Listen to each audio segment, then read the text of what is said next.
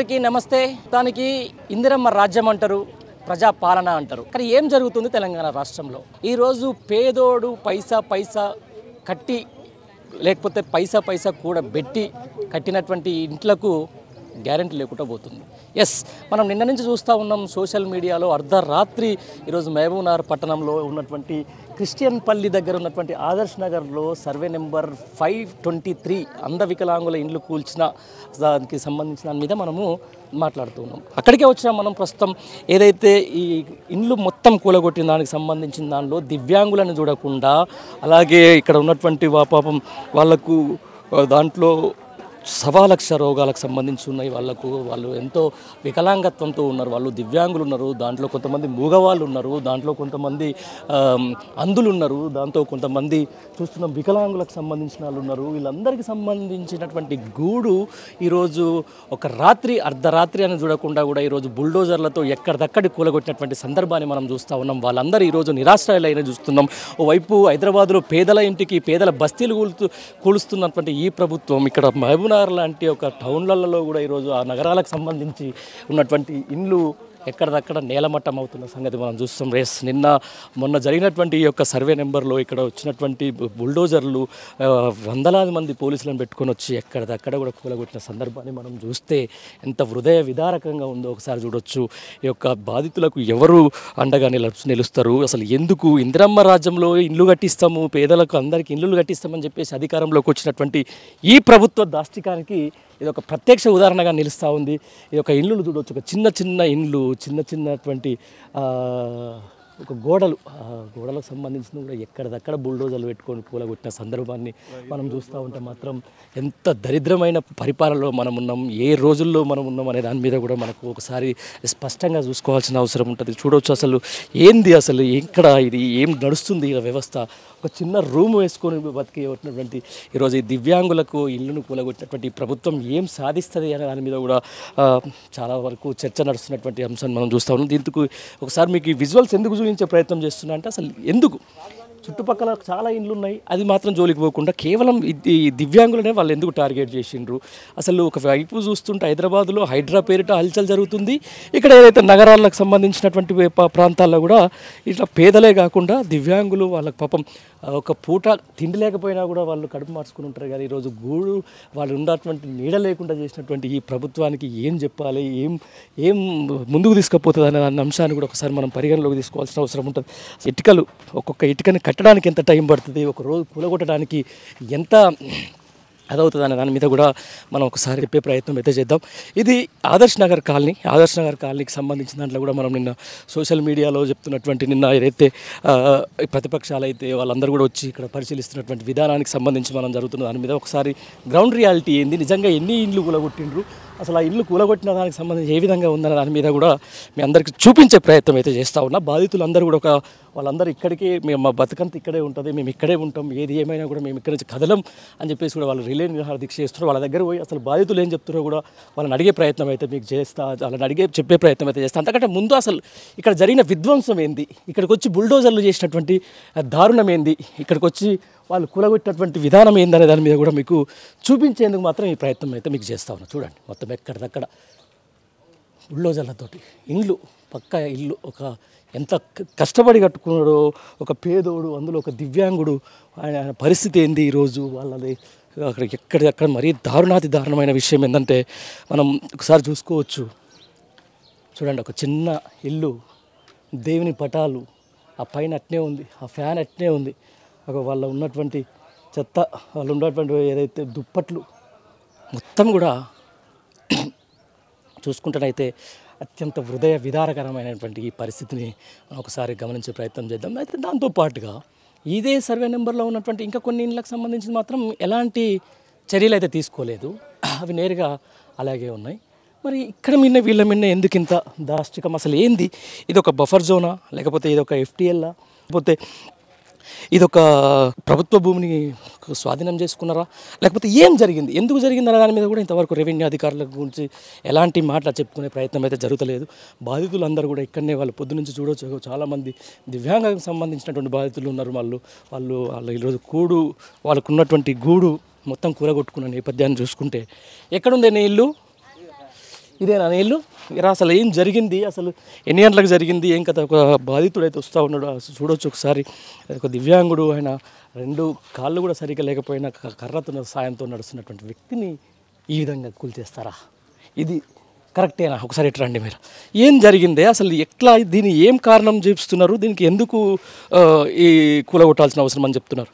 వాళ్ళు ఏమన్నా రాత్రి పూట వచ్చి పోలీసులు బందోబస్తు దొరికొచ్చింది సార్. ఇంకా బయటికి ఎవరిని రాకుండా సిల్క్ పెట్టిండ్రు. ఇంకా పోలీసులు అక్కడ ఎవరు దొడ్డిపోయినాక నువ్వు బయటికి ఎందుకు వస్తున్నావు అని చెప్పిండ్రు. ఎవరిని బయటికి రానియకుండా ఒకవేళ పుసుకున్న బయటికి వచ్చిన వాళ్ళని లోపలికి దొబ్బి సిల్క్ పెట్టి కూల్చేసారు. ఎందుకు, ఏం కారణం చెప్పి కూల్చేస్తారు? ఇది పట్ట భూములు లేవు, అప్పుడు గవర్నమెంట్ ఇచ్చింది సార్. కాంగ్రెస్ ప్రభుత్వం ఇచ్చింది సార్ 2001లో 7లో. 2001లో ఇచ్చినప్పుడు మళ్ళీ ఇప్పుడు ఎందుకు చేస్తున్నారు? మరి పట్ట కాగితాలు మీ దగ్గర ఉన్నాయా? ఉన్నాయి సార్. మళ్ళీ పట్ట కాగితాలు లేవు అని ఇక్కడ కొంతమంది కలిసి చేసిండ్రు సార్ ఇది. అంతేనా? ఇప్పుడు అంటే ఎప్పుడు కట్టుకున్నాం ఇల్లు? ఎన్ని రోజులు అయింది? అప్పుడు డబ్బులు లేకుండా సార్. ఇప్పుడు ఇంకా ఆడ చేసి పింఛన్ డబ్బులు అవి జమ చేసి కట్టి ప్రైవేట్లో నేను మా భార్య స్కూల్ చెప్తాను. స్కూల్ చెప్తారా? భార్య కూడా దివ్యాంగురాలేనా? మంచిగా.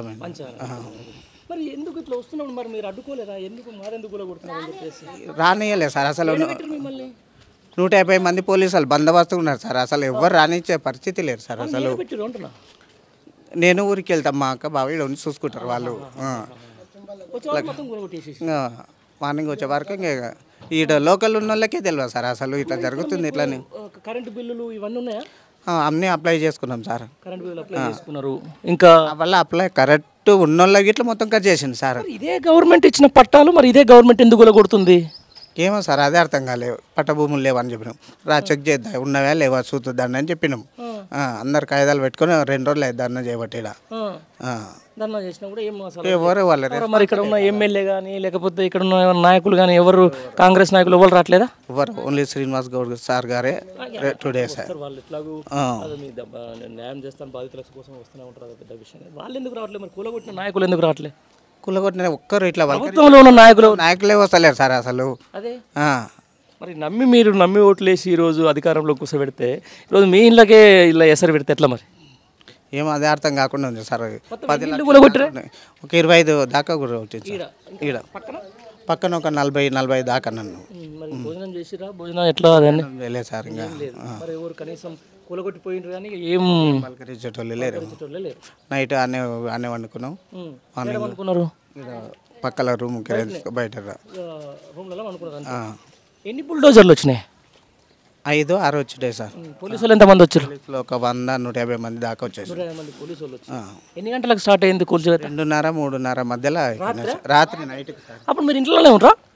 ఇంట్లోనే ఉంటారు. అందరు బయటికి రానేసాక సార్. గొల్లెం పెట్టేసిండ్రు బయటికి రానియకుండా. మేము ఇంట్లో కోలే సార్. ఇంకా ఇంట్లో కోలే ఈడ పోదామని అట్లా ఇంత అది చూస్తున్నాం కదా. ఇప్పుడు బాధితులు చెప్తున్నట్టుగా కనీసం రాత్రి 2:30 గంటలకు ఈరోజు నిజంగా అక్రమ కట్టడమే అయితే, నిజంగా ఏదైనా అన్యాయమే అయితే వాళ్ళకు నేరుగా ఒక నోటీసులను ఇవ్వాలి. నోటీసులను ఇచ్చిన తర్వాత వాళ్ళకు ఒక సమయం ఇవ్వాలి. మీరు అన్యాయం చేశారు, మీరు ఇది వేరే తిరిగి కట్టుకున్నారని చెప్పేసి ప్రయత్నం చేసుకోవాలి. కానీ ఈరోజు ఆ ఇల్లును కూలగొడితే ఎవరు బాధ్యులు? ఎవరు వాళ్ళ దివ్యాంగులను చూసేది ఎవరు? వాళ్ళను చూడండి పాపం, ఆగో చేతులలో పట్టాలు, ఇదే కాంగ్రెస్ పార్టీ ఇచ్చినటువంటి పట్టాలు పట్టుకొని వాళ్ళు తిరుగుతున్నటువంటి పరిస్థితి. ఇదా ఇందిరమ్మ రాజ్యంలో? ఇట్లా ఉంటుందా? ఇదేనా జరిగేది? ఎందుకు ఇదంతా? అసలు మేము ఇల్లు ఇస్తాం, పేదలకు ఇల్లు ఇస్తాం, పేదలకు జాగలిస్తామని చెప్పుకున్నటువంటి ఈ ప్రభుత్వం ఈరోజు బుల్డోజర్లు పెట్టి కూలగొడుతుంటే పాపం ఇట్లా ఏదైతే ఉందో పైన సజ్జ ఇట్లా ఊగులాడుతున్నటువంటి పరిస్థితి. దీనికి ఎవరు బాధ్యులు? ఎవరు బాధ్యత వహించాలి? ఈరోజు సీఎం సొంత జిల్లా ఇది, సొంత జిల్లా ప్రజలు నేను మహబూబ్నగర్ ముద్దుబిడ్డనని చెప్పుకున్నటువంటి ఈ యొక్క ముఖ్యమంత్రి ఈరోజు ఆ యొక్క జిల్లాలలో ఉన్నటువంటి హెడ్ క్వార్టర్స్లోనే ఈరోజు ఇట్లాంటి దాష్టికాలకు, ఒక పేదోళ్ళని కాదు పాపం దివ్యాంగులను కూడా చూడకుండా వాళ్ళని ఈరోజు ఇంత దాష్టికానికి ఒడిగడుతున్న సందర్భాన్ని ఒకసారి ప్రజలకు కళ్ళ గట్టేందుకు చూపించేందుకే ఈరోజు నేను ఆదర్శ్ నగర్ దాకా రావాల్సి వచ్చింది. ఆదర్శ్ నగర్లో చూస్తుంటే మాత్రం పరిస్థితి అంతా ప్రతి ఒక్కరి యొక్క కళ్ళల్లో ఒక భయం కనిపిస్తూ ఉంది. వాళ్ళు మా ఇండ్లు మాయి కావా, మేము కట్టుకున్న ఇండ్లు అసలు మాయేనా, ఇదంతా ఏంది అని చెప్పేసి కూడా ఈ సందర్భాన్ని ఒకసారి మనం చూసుకుంటే వాళ్ళందరికీ ఈరోజు అయితే బాధితులు ఉన్నారో వాళ్ళందరికీ ఈరోజు ఇక్కడ భోజనాలు కూడా ఏర్పాటు చేశారు. ఇదివరకు మాజీ మంత్రి శ్రీనివాస్ గౌడ్ గారి ఆధ్వర్యంలో ఇక్కడ వాళ్ళ వాళ్ళకు భోజనాలు ఇక్కడ ఏర్పాటు చేసింటే వాళ్ళు గూడును కూడా కోల్పోయినటువంటి ప్రజలు ఆ రోజు పొద్దున చూసుకుని వాళ్ళందరూ కూడా వాళ్ళంతా బాధితులే. మొత్తం దగ్గర దగ్గర ఒక 30 మంది 40 మంది బాధితులు ఈరోజు వాళ్ళందరికీ ఈరోజు భోజనాలు పెట్టించే ప్రయత్నం చేస్తూ ఉన్నారు. చిన్న చిన్న పిల్లలు వాళ్ళందరూ ఏడుండాలి, వాళ్ళు ఎక్కడ పోవాలి, వాళ్ళ గూడు లేకపోతే ఈరోజు మా మొన్నటిదాకా ఇంట్లో ఏం లేకపోయినా కనీసం మా దేవుడు వాళ్ళకి అన్యాయం చేసినా కూడా మేము దివ్యాంగులుగా పుట్టించినా కానీ కనీసం ఒక ఇల్లు ఉంది అని చెప్పేసి కూడా అనుకున్న సందర్భంలో చిన్న పిల్లల్ని వేసుకొని ఈరోజు వాళ్ళందరూ రోడ్డు మీద ఉన్నటువంటి దారుణాతి దారుణమైన పరిస్థితి ఈరోజు ఆదర్శ నగర్లో కనిపిస్తూ ఉంది. ఇంత దారుణమైన పరిస్థితి మాత్రం ఎవరికి రాకుండా ఉండాల్సిన అవసరమైన ఎంతైతే ఉంటుంది. వాళ్ళందరూ టోటల్గా వీళ్ళు ఈరోజు కూలగొట్టబడ్డ మనం ఏదైతే విజువల్స్లో చూసినటువంటి కూలగొట్టబడ్డ ఇళ్లకు బాధితులు వీళ్ళంతా. ఇక్కడ ఒక మనిషి ఉన్నారు, ఆయన పాపం పుట్టి నుంచి కూడా మూగనే మాట్లాడలేవు కదా, నేను మాట్లాడతావా మొత్తం రావు ఏం సరే నిమ్మలంగా తిను రైట్. వీళ్ళందరూ కూడా బాధితులే. ఒకసారి సరే వాళ్ళు తింటున్నారు అయినా కానీ ఒక్కసారి వాళ్ళని అయితే మాట్లాడిపించే ప్రయత్నం అయితే చేస్తా. పెద్దమ్మా ఏడా ఉండే ఇల్లు లోపల ఉండనా? ఎన్ని గంటల కూలగొట్టారు పెద్దమ్మా? నేను లేకుటి వచ్చే వరకు కథం. అవునా? ఎప్పుడు వచ్చినాయి ఈ పట్టాలు? మస్తు దినాలే వచ్చి. అవునా? మీకు ఎవరిచ్చారు ఇల్లు ఉంటున్నప్పుడు? ఆ పట్ట ఎవరిచ్చిరా? పట్ట ఉన్నప్పుడు ఇందిరమ్మ ఉన్నప్పుడు ఇచ్చారు, మళ్ళీ ఇందిరమ్మ రాగానే కొలగొట్టారు అంతేనా? అంతే మొత్తం అడగడానికి ఛాన్స్ ఇవ్వలేరు వాళ్ళు. బయట చిలుకలు పెట్టేసి లోపలికి దబ్బేసి చేసే పని చేసిండ్రు వాళ్ళు. ఇంతకుముందు ఇట్లా లేకుండే, గవర్నమెంట్ లో ఉన్నప్పుడు మీకు ఇక్కడ మరి నీళ్లు ఇట్లా లేకుండే ఇట్లా దౌర్జన్యం లేకుండే అన్న వాళ్ళు. ఎవరన్నా ప్రభుత్వం నుంచి మీ ఇల్లు కూడా కొట్టినా మీకు మళ్ళీ కట్టిస్తామో లేకపోతే ఏదన్నా చెప్తామని ఏ విషయాలు చెప్పలేదు మాకు. ఏమనలేకుండానే మమ్మల్ని లోపలికి దొబ్బేసి చిలుకలు పెట్టేసి పని చేసిండ్రు మొత్తం అందరిని. ఎంతమంది పోలీసులు వచ్చారమ్మా? చాలా మంది ఉన్నారు సార్, పెద్ద డీసీఎం నిండా ఉన్నారు. రాత్రి ఏడ వండుకురమ్మా? రాయి అట్లా ఇళ్ళకి దొబ్బేసిండ్రు సార్. మా అందరు ఇళ్ళకి వండుకున్నారు. నిన్న అట్లనే వండుకున్నాం ఇంట్లోనే. ఇక సార్ ఉదయం టిఫిన్ పంపించిండ్రు సార్ శ్రీనివాస్ గౌడ్.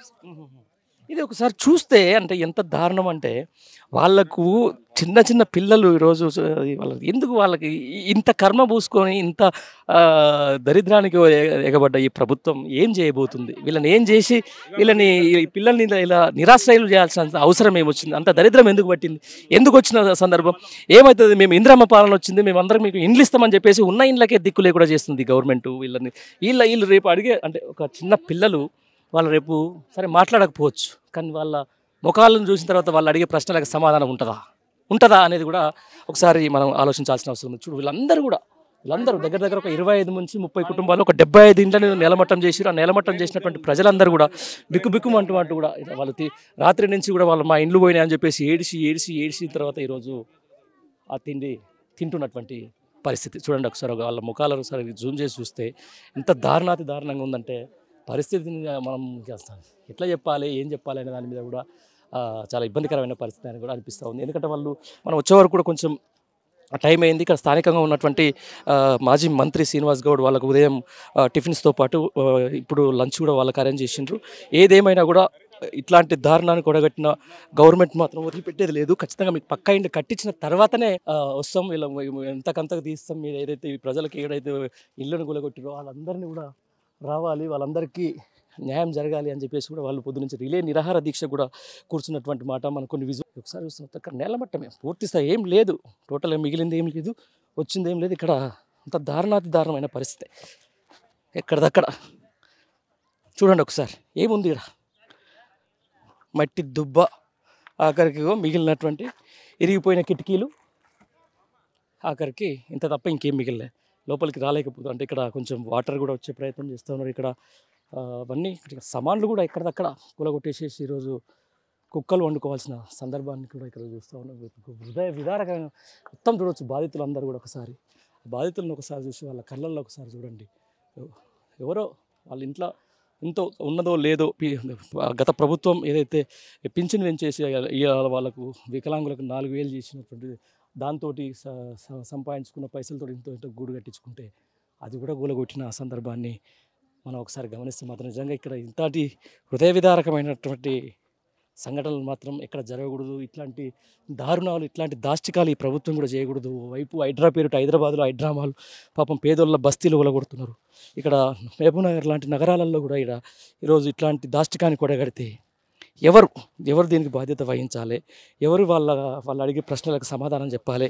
అర్ధరాత్రుల పూట 150 మంది పోలీసులు వేసుకుని వచ్చి 10 బుల్డోజర్లతో కూలగొడితే వాళ్ళ పరిస్థితులు ఏంది? ఇదంతా కూడా ఒకసారి మనం ఖచ్చితంగా గమనించాల్సిన అవసరం ఉంటుంది. ఏదేమైనా కూడా ఇప్పుడు మనం ప్రస్తుతం అయితే ఇక్కడ ఆదర్శ్ నగర్లో ఉన్నటువంటి పరిస్థితి, ఇక్కడ కూలగొట్టినటువంటి ఇండ్ల పరిస్థితి, వాళ్ళు ఉదయం నుంచి కూడా రిలే నిరాహార దీక్షలో కూర్చున్నారు. ఎవరు కూడా కనీసం మా దగ్గర రావట్లేదు, కనీసం మమ్మల్ని పట్టించుకోవట్లేదు. మా ఇండ్లు కూలగొట్టిన ఏ ప్రభుత్వ అధికారులు కానీ లేకపోతే ప్రభుత్వంలో గెలిపించినటువంటి ప్రజాప్రతినిధి కానీ ఎవరు కూడా మా సైడ్ రావట్లేదు, మా గోడు పట్టించుకోవట్లేదు అని చెప్పేసి కూడా వాళ్ళు చెప్పే ప్రయత్నం చేస్తున్నారు. ఇంతమంది నినాదాలు కూడా చేసే ప్రయత్నం చేస్తారు. అసలు నిజంగా ఏం జరిగింది దాని మీద నిజంగా ఈ కార్యక్రమం అయిపోయిన తర్వాత బాధితులను అడిగి తెలుసుకునే ప్రయత్నం అయితే చేద్దాం. మహబూబ్ నగర్ సంబంధించి ఆదర్శ్ నగర్లో ఏదైతే పేదల ఇండ్లు కూలగొట్టిన దానికి సంబంధించిన దాంట్లో మనం ఇక్కడ ఉన్నామని చెప్తున్నాం కదా. ప్రస్తుతం అసలు ఎందుకు కూలగొట్టాల్సిన అవసరం వచ్చింది?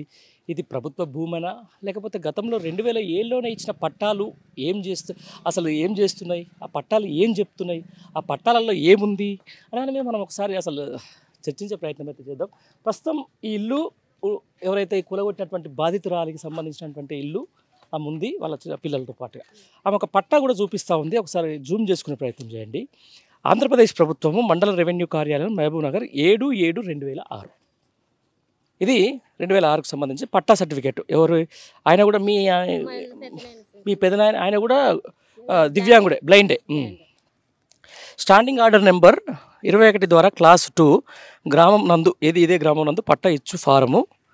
ఇది మండల రెవెన్యూ ఆఫీసర్ నుంచి వచ్చినటువంటి కథ. మహబూబ్ నగర్ మండలం మహబూబ్ నగర్ గ్రామ కాపురస్తుడు శ్రీ వీరప్ప, తండ్రి జి చెన్నప్ప గారు, క్రిస్టియన్పల్లి ఇది గ్రామం ఇది వస్తుంది, క్రిస్టియన్పల్లి గ్రామం సంబంధించి వస్తుంది.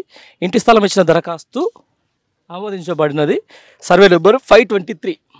ఇందాక మనం ఏదైతే ఫస్ట్ క్రిస్టియన్పల్లిలో చూసినామో అదే సర్వే నెంబర్ సంబంధించిన దాంట్లో ఉంటుంది. నుండి 75 చదరపు గజాల స్థలము, బోర్డు స్టాండింగ్ 2 నెంబర్ 21 అనుసరించి క్రింద నిబంధన ప్రకారం ఇవ్వనని దీనికి హద్దులు ఉత్తరం అది ఉంది. Flat number 183. ఇది అసలు ఉన్నటువంటి పట్ట. ఒకసారి వదిలిపెట్టమ్మా. ఇది ఏదైతే 2006లో అప్పుడు గవర్నమెంట్ ఇచ్చినటువంటి పట్ట. ఇచ్చిన స్థలంపై ఒక ఇంటిని కట్టవలయును. దాంట్లో నిబంధనలు కూడా రాశారు. సంబంధిత శాఖతే ఆమోదించబడిన రీతిన ఇల్లు కట్టవలసిన ఉంటుంది అని చెప్పేసి కూడా. దానికి వీరప్ప, చెన్నప్ప. ఇది మండల రెవెన్యూ ఆఫీసర్ నుంచి వచ్చినటువంటి పట్ట కాగితం. సరే, 2006లో ఏ ప్రభుత్వం గవర్నమెంట్లో ఉంది మీరే చెప్పాలి. అంటే ఆల్మోస్ట్ దగ్గర 18 సంవత్సరాలకు వచ్చినటువంటి ముచ్చట. 18 సంవత్సరాల నుంచి ఈరోజు ఇక్కడ పట్ట భూమి ఉన్నటువంటి వ్యక్తులు ఈరోజు వాళ్ళు పట్టదారులు కాలేకుండా పోయినరా? రాజముద్రధారణగా ఇచ్చింది ఇదే కదా. అసలు ఇంత దరిద్రమైన నిర్ణయంకు ఎవరు బాధ్యులు?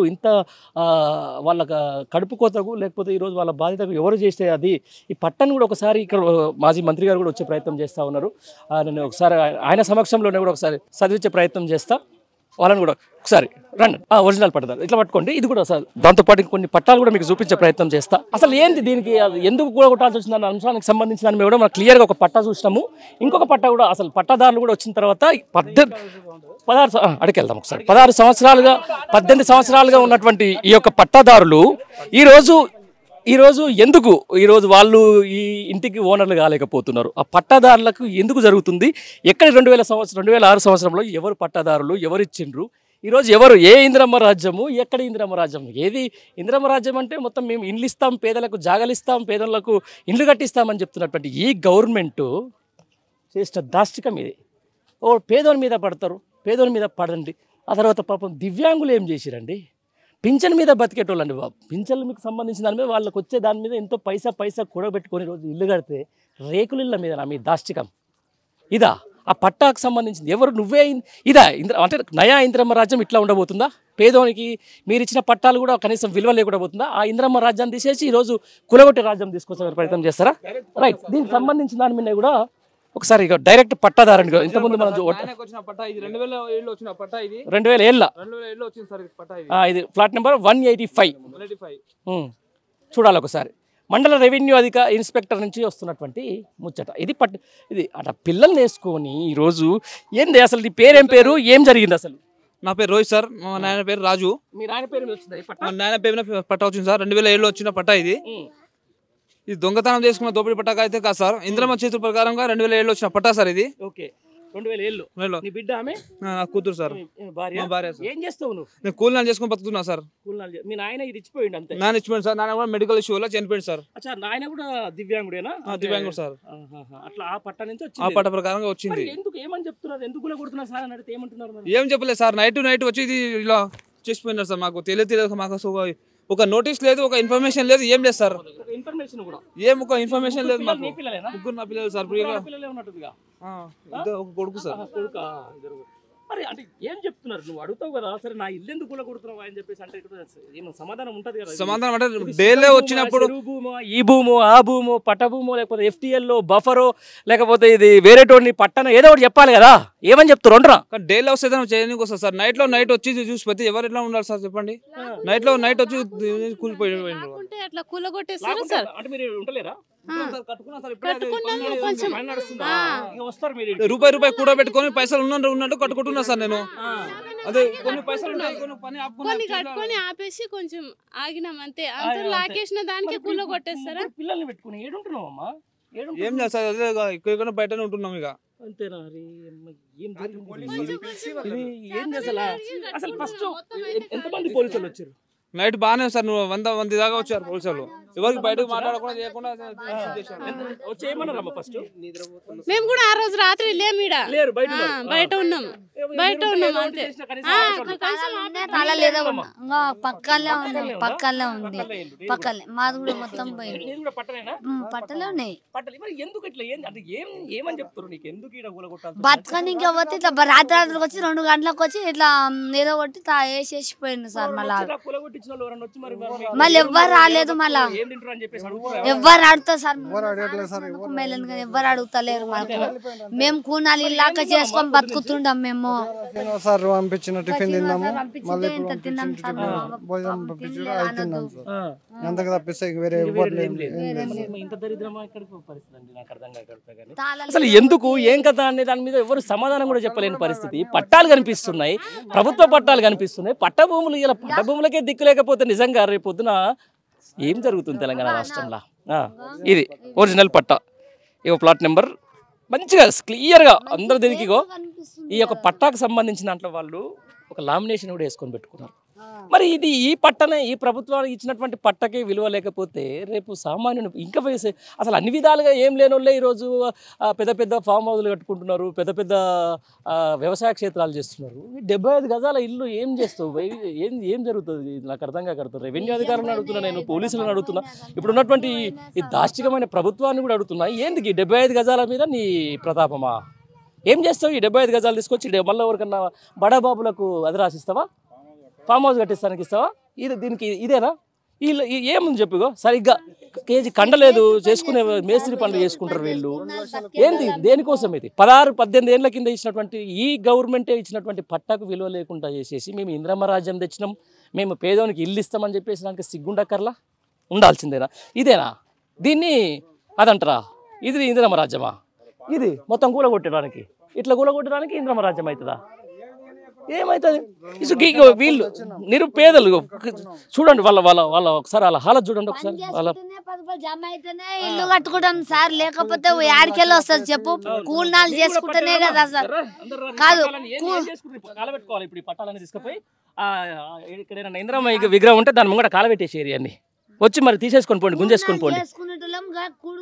ఇట్లా కట్టుకున్నాం సార్. ఇంత జమ అయినట్లా కట్టుకుంటా బాగుంటది కదా అని ఇంత ఉద్దేశకపోయినాము. వాళ్ళు వచ్చి 2 గంటలకు వచ్చి ఈ పని చేసిపోయింది సార్. వాళ్ళు బానే మింట్రోలు వాళ్ళు పోలీసులు. లోకల్ ఎమ్మెల్యే లేడా? లోకల్ ఎమ్మెల్యే మరి ఏంది మా పరిస్థితి ఏందని అడగొద్దా? ఆయన నీ ఇంటికి వచ్చి నీ ఇల్లు కూలగొట్టిపోవచ్చు కానీ ఆయన నీ దగ్గర నువ్వు ఓట్లేస్తే గెలిచిండా లేకపోతే అట్లా గాలి పోయి గెలిచిండా? గెలిచిండ్రు సార్, మనల్ని దగ్గరికి రానియట్లేదు. మనం నువ్వు ఓట్లు వేసినా గెలిచినా నిన్న రానియకపోయి నీ ఇంటికి వచ్చి కూలగొడుతుంటే సపోర్ట్ చేయడా? మరి వచ్చిండా పొద్దుగాల నుంచి ఏమన్నా 2 రోజులు ఎప్పుడు జరిగింది? అబద్ధం ఎందుకని ఎవ్వరు రాలేదు. ఇట్లా కూలగొట్టిపోతాడు. ఏం తింటుండు ఏం కథ లేదా తెలియదు. ఇంత దారుణం ఉంటుందా? ఇంత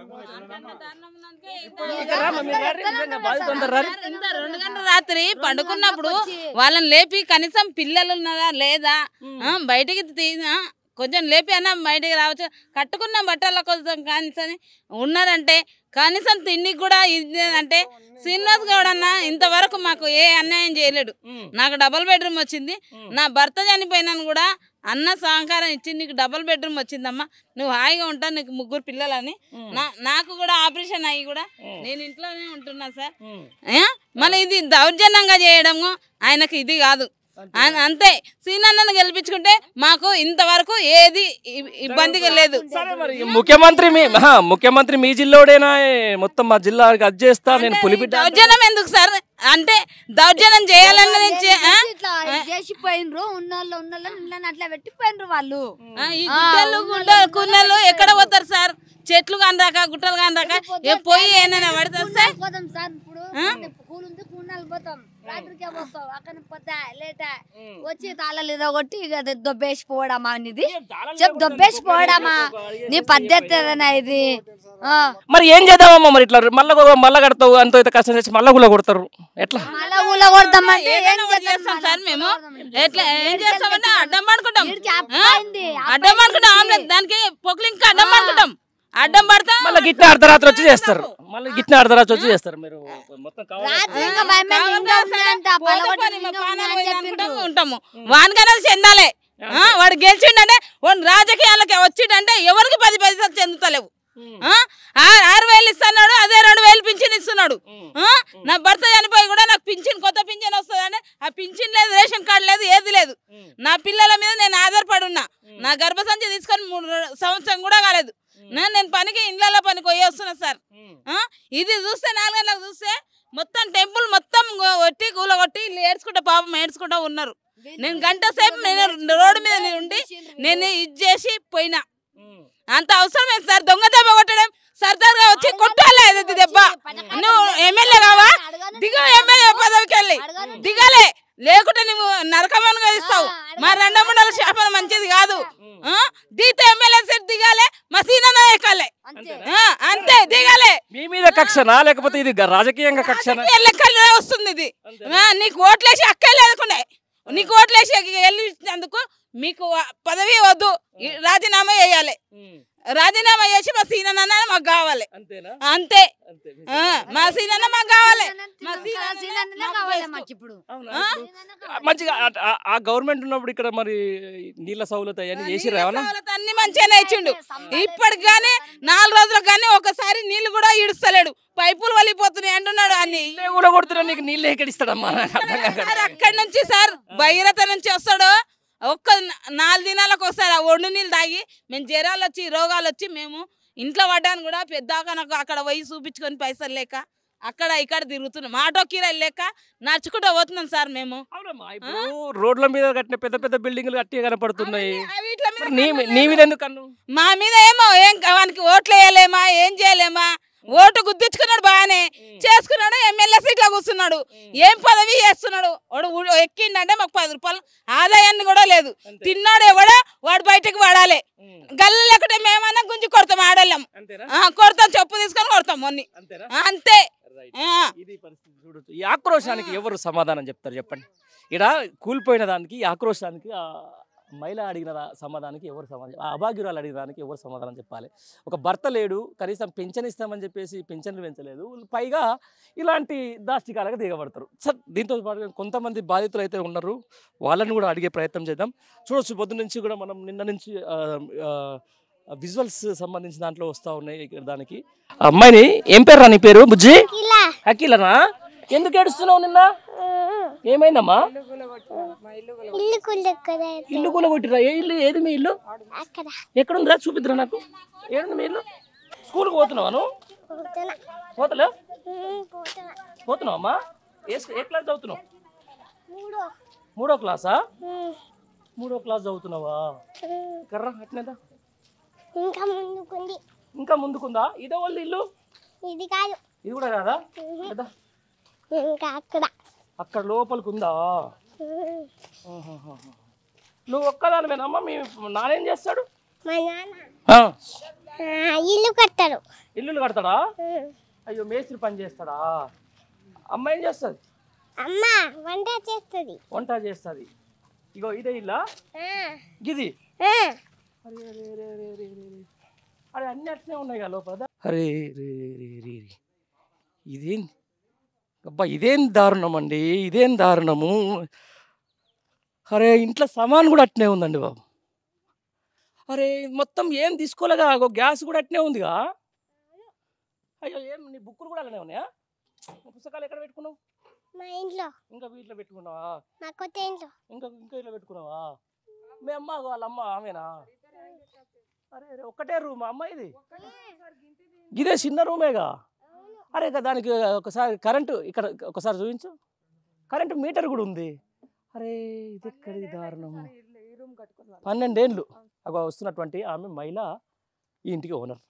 చూడండి ఒకసారి, ఆమె దివ్యాంగురాలు పాపం నడిచే ప్రయత్నం చేస్తూ ఉంది ఆమె. మరి ఎందుకు ఇట్లా ఏందమ్మా, ఏం కథ ఇది? ఇట్లెందుకు అయింది? ఇట్లెందుకు చేస్తున్నారు? ఏంది ఏమన్నా మీరు చెరువులో ఇల్లు కట్టిరా? రాత్రిలో కూడా కొట్టిరా? నీ పేరు ఏం పేరు తల్లి? పేరు బామిని. ఆయన ఇద్దరు హ్యాండిక్యాపే సార్. మేము పింఛన్ మీద బతికే వాళ్ళము, పింఛన్ మీదనే బతుకుతున్నాం. మాది ఇద్దరు. నా పేరు బామిని, మా ఆయన పేరు బొజ్జ, మా పెద్ద పాప పేరు భానుప్రియ. అక్క కూడా ఉందా ఇంకా? మరి అక్క పోయింది? అక్క హాస్టల్నా? నా పెద్ద పాప పేరు భానుప్రియ, చిన్న పాప పేరు అఖిల. పెద్ద పాపకు హాస్టల్లో చూస్తే చూపించి హాస్టల్లో పెట్టి, ఇంకా మా ఆయనకు హెల్త్ బాగా లేకుంటే చూపించుకోవడానికి పోయి ఇంకా అక్కడనే హాస్టల్లో పెట్టి ఇంకా అక్కడనే చూపించుకొని వస్తే లేట్ అయింది. మా ఊర్లో మా బావ చూపించుకొని లేట్ అయిందని ఊర్లో ఉంటే ఇంకా పొద్దుగాల ఆ రోజు నైటే అక్కడ చూపించుకోవడానికి పోయిన రోజు నైటే కూలగొట్టిండ్రు. పోలీసు వాళ్ళు వచ్చి కూలగొట్టిండ్రంట. నేను లేకున్నా సార్ ఆ రోజు నైటు. లేని టైంలో వచ్చి కూలగొట్టి పోయిండ్రు. మా సామాన్లు బియ్యము అన్ని అట్లే లోపట్నే ఉన్నాయి సార్. చిత్తర్ చేసిండ్రు మొత్తం అట్లనే ఉన్నాయి. అసలు వేసుకోవడానికి బట్టలు కూడా లేకుండా, బాత్రూమ్ లేకుండా మొత్తం కూలగొట్టిండ్రు. వెనకాల బాత్రూమ్ కూడా కూలగొట్టిండ్రు. ఇదే బాత్రూమ్. బట్టలు కూడా దాంట్లోనే ఉన్నాయి. దాంట్లోనే ఇంకా బట్టలు. పాప స్కూల్కి పోయింది. స్కూల్కి పోయే వరకు అది బట్టలు లేకుండానే అయింది మొత్తం. ఆయన వచ్చే ఓనర్. చూడండి ఒకసారి వేరే సరే ప్రేక్షకులు కానీ లేకపోతే ఇదంతా చూస్తున్నటువంటి ఈ దాష్టికాన్ని ఒకసారి మీరు చూడండి. గవర్నమెంట్ చేస్తున్న దాష్టికాలు ఎట్లుంటాయి అంటే పాపం ఒక దివ్యాంగులు, ఇంతకుముందు ఆమె బాధితురాలు, ఈయన బాధితుడు. అసలు రావే పెద్ద మనిషి రా. ఏమైంది మొత్తానికైతే మళ్ళా ఉన్న గూడును కూడా కూలగొట్టుకోవడానికి వచ్చిన పరిస్థితి. సరే ఏం పేరు? నీ పేరు? బుజ్జానాయక్ సార్. బుజ్జానాయకు. అవును సార్. ఇప్పుడు నీకే వచ్చిందా పట్టా? ఇది మీ నాయనకి ఇట్లా వస్తే నీకు తీసుకున్నావు? లేదు సార్, మా భార్య మీదనే వచ్చింది. భార్య మీద వచ్చిందా? భార్య మీద వచ్చింది. ఏమైంది మరి? మొత్తం సామాన్లు అట్టే ఉన్నాయి, మొత్తం కూలగొట్టేసిపోయిరా? మొత్తం ఇట్లే ఉంటే ఇట్లే కూలగొట్టిండ్రు సార్. అంతేనా? అవును సార్. ఇన్నే ఉంటావా నువ్వు? ఎన్నే ఉంటుంటాం సార్, ఎన్నే ఉంటాము. ఏం లేదు చేసుకొని దీన్ని ఇట్లా ఏం లేదు. ఏం చేస్తావే నువ్వు? ఏం లేదు సార్, ఖాళీ పింఛన్ మీద ఆధారం మాకు. పింఛన్ మీదనే ఆధారం? ఏం లేదు సార్. ఇద్దరికి వస్తుందా పింఛన్? ఇద్దరికి వస్తుంది. ఇప్పుడు వీళ్ళు కాంగ్రెస్ వాళ్ళు చెప్పిన పింఛన్ వస్తుందా, పాత పింఛన్ వస్తుందా? పాత పింఛనే వస్తుంది సార్. కేసీఆర్ సార్ చేసిన పింఛనే 4000 వస్తున్నాయి. అదే తింటున్నాం. అదే ఇంకా మాకు జీవన ఆధారం ఇంకా ఏం లేదు సార్. ఇదే ఇద్దరు ఆడపిల్లలు. కూలి చేసేటోళ్ళు కూడా లేము కదా సార్. ఏం పని చేస్తామని పని చేసి కూలి చేసుకో సంపాదించే వాళ్ళకి కూడా లేవు. దాని మా మీదనే మాకు ఇద్దరు ఆడపిల్లలే. దానికే ఇంకా కూరగాయలు, బియ్యము, సరుకులు అవన్నీ తీసుకొని కొనుక్కొని చేసి జీవించాం సార్. మాకు అంతే. ఇద్దరికి 12 కిలోలు బియ్యం వస్తాయి. పిల్లలు అదైతే రాదు. రాదు. కూలగొడుతున్నప్పుడు మరి ఎక్కడ పోయినాను సార్? పాపకు హాస్టల్కి పంపించి ఇంకా నాకు ఆరోగ్యం బాగలేకుంటే చూయించుకొని అక్కడనే ఒక నైట్ మా వాళ్ళు ఉన్నారు, మా అన్న వాళ్ళు అక్కడ ఉండి ఒకరోజు వచ్చి అన్నీ పొద్దు ముక్కింది. అక్కడనే ఉన్నాను సార్. అయితే రాత్రి పొద్దున వచ్చేటోళ్ళకే ఇటువంటి పరిస్థితి జరిగింది సార్. అవును సార్. మరి ఎట్లా మరి వచ్చే ఇంద్రమ్మ రాజ్యం అని చెప్పేసేస్తే ఇంద్రమ్మ రాజ్యంలోనేమో ఇళ్ళకి దిక్కు లేకపోయా మరి ఏం చేద్దాం ఎట్లా చేద్దాం మాకు ఇంద్రమ్మ రాజ్యమే కూలగొట్టిండ్రు సార్ ఇంకా ఆ ఇంద్రమ్మ రాజ్యాన్ని కట్టియాలి సార్ ఇంకా మాకు కట్టే సుమత లేదు. ఏం పని చేసి కడతాం సార్, మాకు శాతం అవుతుందా? ఏదో వచ్చే పిల్లలు పెద్ద అవుతున్నాం. దీంట్లో జేసీబీ వచ్చిందా? లాస్ట్ మాది కూడా కొట్టింది. లాస్ట్ మీద కూడా కొట్టిందా? అవును సార్. సరే సరే, ఇది అంటే మొత్తానికి ఒక విధంగా చెప్పాలంటే బాధాకరమైన పరిస్థితే. వాళ్ళు చూడొచ్చు దివ్యాంగులకు సంబంధించి ఏంది భయ్ మీ యొక్క దాష్టికమైంది, ఏం చెప్తున్నావు అసలు? ఇక్కడ ఉన్న ఎమ్మెల్యే ఎవరైతే ఉన్నారో కనీసం వాళ్ళకి వచ్చి వాళ్ళు ఏం తిన్నారు, మరి కూలగొట్టేసినమే వాళ్ళ గూడు కూలగొట్టేసినమే ఏమన్నా ఉన్నదా, తిన్నరా లేదా, వాళ్ళు ఎట్లా ఉన్నారు ఏం కథ అనేది పట్టించుకునే జ్ఞానం కూడా ఉండదా? అప్పటికే ఆయన నిండా అసెంబ్లీలోనే చెప్పిన ముచ్చట, పింఛన్లు 15 రోజులు లేట్ వస్తే నష్టమా, కరెంటు గంట పోతే నష్టం అన్నటువంటి ఎమ్మెల్యే మాట్లాడినటువంటి మాటలు మనం చాలా సోషల్ మీడియాలో వైరల్ అయినాయి. అట్లాంటి ఎమ్మెల్యే ఉన్న తర్వాత ఇట్లాంటి ఇండ్లు కూలుతాయి, కూలకపోతే విషయం. కానీ ఎందుకు కూలగొట్టారు అనే దాని మీద అంశానికి సంబంధించిన దాని మీద ఇక్కడ చర్చ అంతా. అసలు ఏంది పట్టాలు చూపిస్తూ ఉన్నారు వాళ్ళు, ఏదైతే 2006 నుంచే పట్టాలు ఉన్నామని చెప్తా ఉన్నారు. ఈ 18 ఏళ్ల పాటు రానటువంటి విషయం ఈరోజు సడన్గా ఈరోజు ఈ దివ్యాంగుల మీద ఎందుకు రావాల్సి వచ్చింది, వాళ్ళకి ఇండ్లు ఎందుకు కూలగొట్టాల్సి వచ్చింది అనే దాని మీద ఒక $100 ప్రశ్న. దీని నుంచి ఏం చేద్దాం అనుకుంటున్నారు అంటే ఇక్కడ ఏమైనా ఈ ల్యాండ్స్కి సంబంధించి వేరే ఏమైనా ప్రయత్నం చేస్తురా, ఏమైనా ఫ్యాక్టరీ పెట్టే ప్రయత్నం చేస్తురా, లేకపోతే ఇక్కడ ఏమైనా డెవలప్మెంట్ వర్క్ చేసే ప్రయత్నం చేస్తురా, ఎందుకు వీళ్ళ మీద ఎందుకు ఇంత దాష్టికం ఎందుకు? దీని మీద ఒకసారి ఖచ్చితంగా కూడా చర్చ జరగాల్సిన అవసరం ఉంటుంది. దీంతో పాటు నేను చెప్తా ఉన్నాం, ప్రశ్నించే గొంతుకల మీద మీరు కేసులు వేసినా పర్వాలేదు, ప్రశ్నించే గొంతుకల మీద మీరు ఏం పెట్టినా పర్వాలేదు, ఏది ఏమైనా కూడా ఖచ్చితంగా వీళ్ళకి న్యాయం జరిగేంత వరకు ప్రతిపక్షాలతో పాటు ఈరోజు ప్రశ్నించే మీడియా కూడా ఉంటుంది. వాళ్ళకు ఎట్టి పరిస్థితుల్లో కూడా వాళ్ళని ఎవరైతే కూలగొట్టి యువతలేసినటువంటి ఈ గూడు ప్లేస్లో నువ్వు అన్న ఇందిరమ్మ ఇల్లు కడతావో, నువ్వు అన్న ఏం కడతావో, వాళ్ళకు ఒక డబుల్ బెడ్రూమ్ కడతావో అని కట్టించే ప్రయత్నం అయితే ఖచ్చితంగా జరగాల. జరిగిన తర్వాతనే ఈరోజు ప్రజాక్షేత్రంలో మీకు మంచి ఏదైతే మేము నిజంగా సామాన్యుల పాలట ప్రజాపాలన అని చెప్పేసి చెప్పుకుంటున్నారు కదా, దానికి ఒక జస్టిఫికేషన్ రావాలంటే మాత్రం ఇట్లాంటి చర్యలకు పూనుకోకూడదు. ఇట్లాంటి చర్యలకు పాల్పడితే మాత్రం ప్రజా కంటక ప్రభుత్వంగా త్వరలోనే మారుతూ ఉంది. ఏదైతే ప్రజలు నమ్మి మిమ్మల్ని ఎన్నుకొని గద్దెల మీద కూర్చోబెట్టుకున్నటువంటి ఈ యొక్క సామాన్య ప్రజల మీద మీ యొక్క దాష్టికాలు మీ యొక్క దౌర్జన్యాలు ఇట్లాంటి ఇళ్ళ కూల్చివేతలు జరిగితే మాత్రం రానున్న రోజుల్లో ఇదే ప్రజల నుంచి కూడా నీకు ఖచ్చితంగా కూడా మీ అందరికీ గట్టి గుణపాఠం అయితే తప్పదని చెప్పేసి కూడా స్పష్టం చేస్తా ఉన్నాను. కెమెరా పర్సన్ గోవింద్తో కలిసి పండరి, మహబూబ్ నగర్, ఆదర్శ్ నగర్ కాలనీ నుంచి.